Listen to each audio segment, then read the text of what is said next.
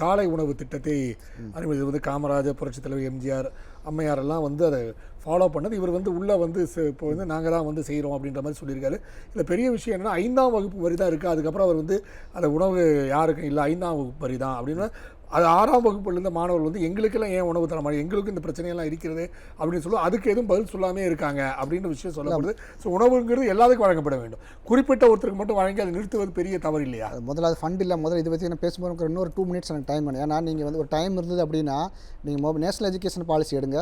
அதில் வந்து page number 9 நீங்கள் ஒன்றுமே இல்லை, பிரேக்ஃபாஸ்ட்னு போடுங்க. பிரேக்ஃபாஸ்ட் போட்டிங்கன்னா 9ஆம் பக்கமாக 11ஆம் பக்கம் நினைக்கிறேன். அதில் வந்து பிரேக்ஃபாஸ்ட்னு இருக்கும். நீங்கள் அது நேஷனல் எஜுகேஷன் பாலிசி வந்ததப்போ 2020 இவங்க என்ன சொல்கிறாங்கன்னா நாங்கள் தான் வந்து காலை உணவு திட்டத்தை கொண்டு வந்தோம். இது அதுவே முதல்ல தப்பு. நீங்கள் ஏற்கனவே வந்து இருக்கிறத நீங்கள் எடுத்து இம்ப்ளிமெண்ட் பண்ணுறீங்க, அவ்வளோதான். ஃபஸ்ட்டு அதை தான் இவங்க எங்கே போனாலும் நாங்கள் தான் கொண்டு வந்தோம். நாங்கள் நேஷனல் எஜுகேஷன் பாலிசி டவுட் இருக்கிறவங்க யாராக இருந்தாலுமே சரி நீங்கள் அதை டவுன்லோட் பண்ணுங்கள். இன்றைக்கி வந்து இன்டர்நெட்டில் அவைலபிளாக இருக்குது. டவுன்லோட் பண்ணி நீங்கள் ஒன்று அப்படியே சர்ச்சில் போய் பிரேக்ஃபாஸ்ட்னு டைப் பண்ணுங்கள், ஆட்டோமேட்டிக்காக வரும். 9ஆம் பேஜ் நம்பர் 9 or 11 இருக்குன்னு நினைக்கிறேன். ஸோ அதை தான் நீங்கள் கொண்டு வந்திருக்கிறீங்க, இம்ப்ளிமெண்ட் பண்ணுறீங்க, கரெக்ட். இந்த இம்ப்ளிமெண்ட் பண்ணுறதே நீங்கள் ஒழுங்காக பண்ணுறீங்களா அப்படின்னா கிடையாது.